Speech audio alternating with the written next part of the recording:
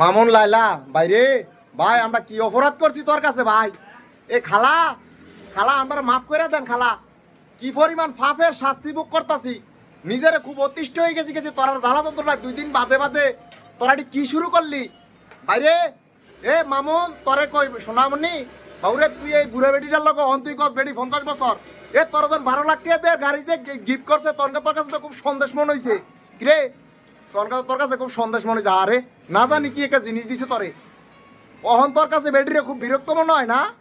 বেডি অন 5টা মামলা দিছে তুই অন হাত দিয়ে দিয়াস ভাই আমার 5টা মামলা দিছে তো তোর দিবরে তোর কি করবো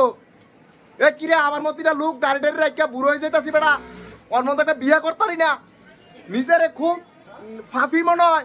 তোর মতিটা লোকে বুড়া মহিলা তোর লাগে পাগল হয়ে গেছে 2 দিন বাদে তোর ট্রেন্ডিংয়ে উড়াই দিয়াস বাবুরে তোর লগে খালার লগে কিতে হয়েছে তুই এই গেঞ্জা মাইনে উড়াই দিয়াস খালাই তোরে কিতা কইছে এডি তুই কই এলাস এ 2 দিন বাদে বাদে